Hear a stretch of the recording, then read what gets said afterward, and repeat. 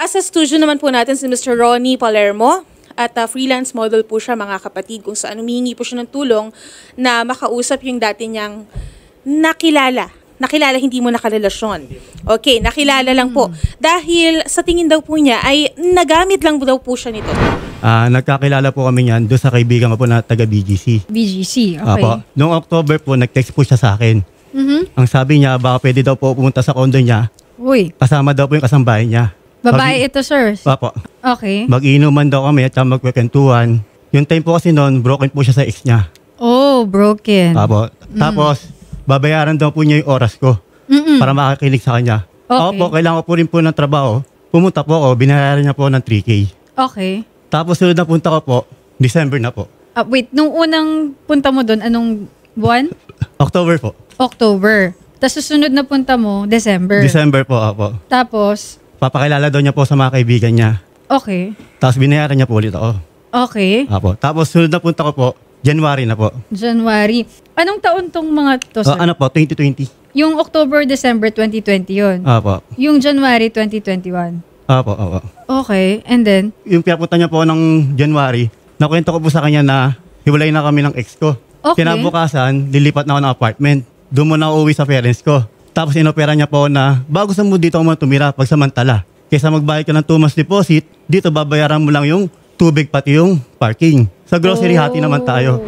Sir, matanong ko lang, itong si Princess, anong edad na to? 32 po. Ikaw, sir? 28 po. 28. Okay, hindi pala nagkakala yung edad ninyo. Tapos, Nililistak po yung sa grocery, nakalista po dyan lahat po. Tapos sa padala ng mama niya, Gcash, ako po nag-aabono. Sa kapatid niyang babae, ako po nag-aabono.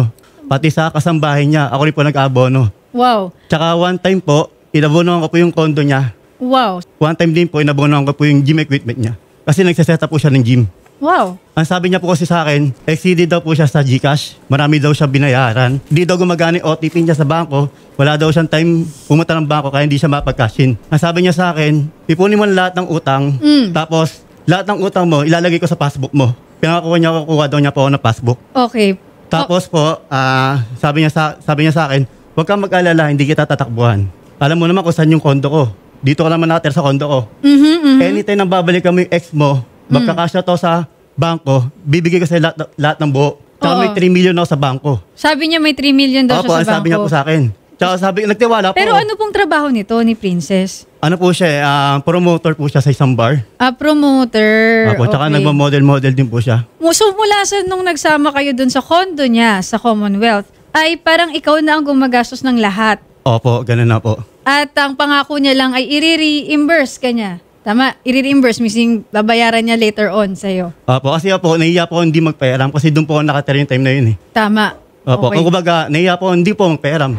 Magkano yung nabayad mo sa condo niya tsaka sa Ano gym po? equipment? Magkano lahat-lahat? Lahat po ng utang niya Yes. po. 355K po. Ang laki din 355K. At nasa na ngayon si Miss Princess Sosa? Ayun na nga po, kwento ko lang po ito sa sa Boracay po. Sa Boracay po, wala naman po ang planong sumama doon. Ang sabi niya po sa akin, 3 days lang daw po kami doon sa Boracay. Sagot na daw po yung papunta siya pabalik. Okay. Ako po, papayag po, syempre libre po Libre, eh. oh. Opo. Ang babayaran ko lang daw po yung pag-stayan lang daw, tsaka yung mga gastusin doon. Oo. Pumayag po ako. Tapos nasa Boracay na po kami. Okay. 2 days na po kami doon. Ang sabi niya po sa akin, bago gusto mong mag-extend. Kaysa naman, tagal na natin di mapunta dito, minsan na mapunta dito. Kaya Extend. napag-extend po kami ng 1 week. 1 week? Grabeng extension. 1 Tapos week ang ililista ko po gastos. lahat ng mga, yung mga gastusin niya. Tapos sabi niya sa akin, Oh. yung pabalik natin, sagot ng sponsor ko yan. Sabi niya sa akin, Okay. magpapadala yung sponsor ko ng 60K. Wow, okay. Pagbalik natin in Manila, idadown ko sa yung 60K. Nagtiwala naman po ulit ako. Siyempre, mabait po ako sa kanya eh. Tapos, pagbalik po namin in Manila, nakalimutan niya na po yung pinapangako niya. Tapos yun na po yung first week of May, napag-decide na po na babalik na po ako sa ex ko. Nag-usap na po kami niyan. Sabi niya sa akin, sige, kinabukasan, idadown ko yung 150 sa bangko mo. Okay. Bumalik na po ako sa ex ko. Tapos one time po, may nakita ko sa messages ko, may naka-block na number. Okay. Ang nakalagay doon, sinisingil po kami ng paputang Boracay. Ang alam ko na mapabayad lang po kami paputang Boracay. Nagtataka po, ba't alam po yung number ko? Oo. Binibigyan niya po yung number ko na hindi ko po alam.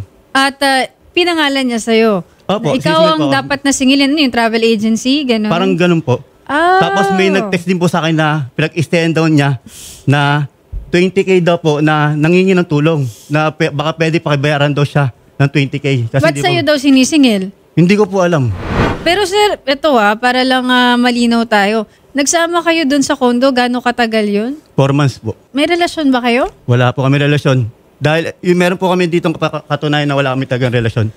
Parang mag-best friend lang po yung tingin po namin. Pero para lang, di ba, bago natin siya makausap, baka mamaya may sabihin ito na hindi mo sinabi, caught off guard tayo. Okay, hindi man kayo magkarelasyon.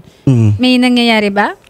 May nangyayari po, pero siya po mismo una nag-insist. Siya ang Kasi matagal na po siyang walang Tsaka, ang sasabi niya po na may relasyon daw po kami.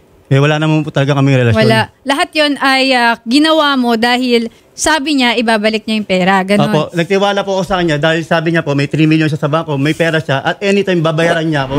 Bakit ka napaniwala na mukhang may pera talaga ito? Magaling po siya magsalita, ma'am Magsalita, pero yung mga gamit niya or may sasakyan ba siya? Wala po. Wala siyang kotse? At wala rin po. At nagtataka po ako, ma'am.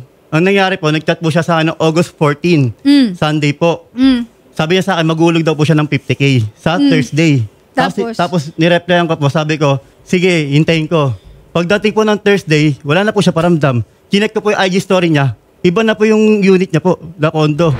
Kailan mo huling nakausap to? Yung conversation na August yan, 14 kailan? po. Yan na po ba yung huling beses na nakausap niyo si Princess? Ayan na po, yung magda-down po Yung siya ng 50K. magda-down siya ng 50. Tapos, yung condo na alam mo, yung sa Commonwealth, wala na siya doon. Opo, kasi one bedroom po yung condo niya dati nung tumira po ako doon. Tapos nakita ko sa condo niya, studio type na lang po. Tapos wala na po siya paramdam. Tsaka sabi niya po, one time na pumunta po ako doon sa kanya, may napadala na daw po na demand letter na kwento niya sa akin na wala daw po nakukulong sa utang. Kaya natatakot po ako na baka hindi po bayaran. Kasi pinaghirapan ko po yung pera na yon. 5 years ko po pinaghirapan yun. 5 buwan po hindi po makatulog. Nagkapokdat na po ako lahat. Nagkautang-utang na kayo, sir. Kaya na-stress po ako. Ilang araw na po hindi po nakatulog na maayos. 5 months po hindi po makatulog na maayos. Okay. Tsaka miski piso po, wala po siyang hulog. Siya po, napag-ibang bansa na po, lahat-lahat. Para sa kanya, parang nakita ko sa kanya, parang ang saya-saya po niya. Actually, sir, kausap siya kanina ng staff, no, si Princess. And then, ang sabi niya is ayaw niya daw magsalita. Nakausap din namin, sir, yung mommy niya. Pero yung mami niya po, bago po, di-chat ko po yung mga kaibigan niya po Tapos yung mami niya po, tinext ko rin po, baka pwede pakibayaran po ako ng anak niya kasi yung pera ko po, pinaghirapan ko po yan. 5 years ko pong inipon po yan, tapos makukuha niya naman po ng ganyan. Nagtiwala po ako sa kanya na may pera siya, na anytime maaalis ako, ika-cash out niya. Hindi lang po ganun kadaling kumita ng pera. Actually, no, tinitignan ko nga yung mga larawan ni Princess at mukha ngang may pera ito, no? Ang sabi niya po kasi ayaw daw po niya maggalaw yung pera niya sa bangko, kaya yung pera ko po yung... Pero Inano meron niya. kayong lahat mga screenshot, Meron no? po, ito po, sa GCash po, Oo. ang dami po dito. Sobrang Actually, stress ko na po talaga, kaya... actually, meron pa rin po kayong pwedeng i-file sa court, no? Itong mga ebidensya na talagang nagpahiram kayo ng pera, no? At kung hindi naman niya pinaniwala kayo na kaya niyong ibigay yung pera pabalik, ay hindi niyo naman bibitawan yung pera, tama? Opo, So- ay, kung alam ko lang pong wala po siya pera, hindi po magpapera ng pera po. Oo naman. So, yun. At hindi naman totoo yung sinasabi niya na porket utang ito ay hindi na to pwedeng habulin. No, merong mga paraan pa rin para mahabol to.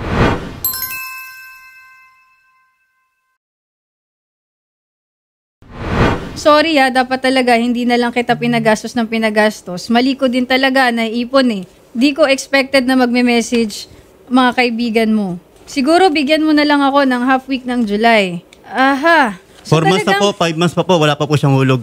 Miski piso po, wala po. Ibang basa na po siya lahat-lahat. Wala lang talagang balak magbayad sa'yo. Opo. Ginamit ka lang siguro talaga. Ganon. Sir, sorry ha. Apo. Tama po ba kayo po ay PR? Opo, ganun po. Okay. So, ang sabi kasi, as per our researcher, dahil nakausap niya nga po si Princess, nagbibigay siya sa'yo ng 3,000. Nagbigay po siya sa akin ng 3,000. At paulit-ulit hanggang sa may nangyayari na sa inyo sa kondo. Nagbigay po siya sa akin. Kumbaga, Yun yung pinapunta niya sa po. umpisa, di ba, Opo, ayun sir? po. 3,000. Pero Opo. nagkakilala kayo dahil sabi mo nga PR. Opo. Okay. Kasi yun yung gustong malinawan. Opo. Kasi ayaw magsalita ni Princess ngayon. Hanggang ngayon, kinakausap namin siya. So, yun yung panig niya na binihisan ka daw niya. Opo, binisan niya po ako. Binisan niya po ako ba, nagtiwala po sa kanya na akit ng kondo na to, alam mo naman na hindi kita tatakbuhan. Huwag kang maniniwala sa mga paligid mo na hindi kita babayaran. Pero yung pera po na binibigay nyo kay Princess, galing yan sa trabaho ninyo. Hindi galing po. sa hard work ninyo. Sa akin po, sarili ko po trabaho yun. Yun nga, galing sa trabaho Hindi ko po siya mo. binibigyan ng pera. Pinapahiram mo Nililista lang ko po lahat talaga. ng lahat po ng luho niya, nililista ko po. Alam mo, Lahat po. Miss Princess, no, kung ako sa'yo, mas maganda po talagang makapagsalita din kayo para po malaman natin yung inyong panig. Ang sinasabi daw kasi sir sa ating staff ngayon, kausap daw po nila si Princess, o dalawa daw kayong nakinabang nung nagpunta sa Boracay. Yung mga paratang nyo daw, talagang may intindihan naman daw kayo, ganyan. Nasabi niya po, naman po niya sa akin, libre daw papunta at saka babalik. Ma'am Princess, yung ginawa nyo po, ayun tama, mabuti na point out mo yan, sir. I think kung gusto mong kasuhan tong si Princess, no, kung ayaw niya talagang kaharapin to, tapos magpapadala pa siya ng ganong letter ba yun? Ano letter na walang nakukulong sa utang? Opo. Yung ginawa niyang yan, yung binigay niya yung pangalan mo, na hindi naman ikaw yung nag-transact doon, tama ba? Opo. Hindi ikaw ang nakipag-usap dyan sa travel agency na yan o dyan sa isang may pinagstayan siya, tapos biglang ikaw ang sinisingil? Yung August 14 po, nasa Manila na po kami nun August 14, nag-text po sa akin yun na sinisingil daw po kami papuntang Boracay. Magkano yun? Ito lang po, Basta. nag-chat lang po siya sa akin. Ganun. Plane ticket ba yung hinihingi? Na babayaran mo daw? Plane ticket? Wala naman po sinabing plane ticket, pero may nag-text po sa akin na gano'n. Okay. Sige. Tapos naka-block na po agad. Bilak na po niya agad. Di naman po nagbablock nun. Siya po yung may ako ng cellphone nun. Tataka ko, ba't naka-block po sa cellphone ko? Sige sir, kasi pwede nating aralin itong mga facts na, itong mga meron kang mga ebidensya at yung mga iba pang pinagagagawa ni Princess para hindi lang ito lumabas na utang, no? Pwede kasing mauwi siya sa staff, or sa iba pang klase ng krimen. Lalo na yung ganun hindi siya utang yung nilagay yung pangalan mo, hindi mo alam yung transaksyon, tapos biglang may maniningil sa'yo. Iba na yon, Ma'am Princess Sosa. Siguro modus niya to, hindi ko alam, no? Kaya ayaw mo kasing magsalita, Ma'am Princess, kung ako sa'yo, sana nagsasalita ka. Pero yung act na ganun, kung totoo man yan, sir, yan, pwede nyo po yung, pwede po nang i-develop yan into a possible criminal case po kung talagang gusto nyong habulin itong si Princess para hindi na rin siya makapag out of the country. Kung meron man siyang balak lumabas, mahirap pong lumabas later on, no, kapag nag-progress yung isang kaso. No, pag mali yun yung 'di ba, Shari, yung hindi naman ikaw nakipag-transact. Pagkatapos pangalan mo yung ilalagay doon, yun, mali yun. May mga sinasabi pa siya dito, akala ko ba BFF kita? Ito namang si Ma'am Princess Akala po na ni Sir Ronnie, BFF nyo siya, ginamit nyo lang po ata Tsaka meron para po sa meron dulo po po kayong pambayad. Sa dulo po, meron pa po na yung naghiwalay na, yung umalis na po sa kanya. Ano pong sabi dito? Na para daw po, solid daw yung pagiging mag-best friend namin. Yung sabi niya po, parang gusto pa po niya may pakita, ayoko na po may pakita nun. May sinasabi siya dito, sir, sakto yan kasi papakuha na ako ng visa sa Dubai. 2 weeks ako doon. Sakto, balikan nyo. Ano to? Sir Ronnie, hindi na pala ikaw ang kasama ni Ma'am Princess sa unit. Ayun na po yun, nag-text po sa Si akin. Sir Deo na po pala, di po nakapag-iwan. Sino si Deo? Yung kaibigan din po niya. Maraming friends si Ma'am Princess. Tapos sisingil po na 20K, sa akin po yung nangingi ng tulong. Hi sir, manghihingi lang po ng help. Si Princess po kasi simula pong nag-stay po kayo sa condo till May 21, hindi po siya nakabayad ng staycation po. 20K po ang balance pa po niya. So sa inyo din na sinisingil, sir? Opo. Sabi. Nangingi po ng tulong. Tsaka yun po yung sa may Boracay po. At saka sisingilin ko lang ang bayad niyo sa ticket niyo papuntang Boracay. Wow. Sakit sa ulo to. Sige po sir, ayaw po tayong kausapin ni Ma'am Princess, no? Nakakahiya. For someone na, ang trabaho po ni Princess sa PR din. Modeling po siya, tapos promoter po siya sa isang bar. Model at promoter. Sige sir, ganito na lang. Subukan po naming tulungan kayo na makapag-recover po mula dito kay Princess. Meron po ba kayo munang mensahe? Ang mensahe ko lang po sa kanya na huwag siya makipagsabay sa mga kaibigan niyang mayaman kung wala naman siyang ipon. Kasi kaya po siya nababaon sa utang Ang tactics niya po kasi kakaibiganin niya po yung mga mayayaman, tapos pagdakuha na po yung loob, doon niya po hihiraman utangan. Ano po ba tong pinanggalingan ni Ma'am Princess? May Oo. pagka-social climber ba? Hindi ko alam. Parang gano'n na nga po. Yun pong bang sinasabi niyo, sir? Kasi sabi niyo, wag siyang magpapanggap na may pera kung wala naman Kasi siyang sa akin pera. po, kasi kumbaga parang nagpapanggap siya na may pera, pinangako niya na may 3 million siya, ba't di niya ako mabayaran, ma'am?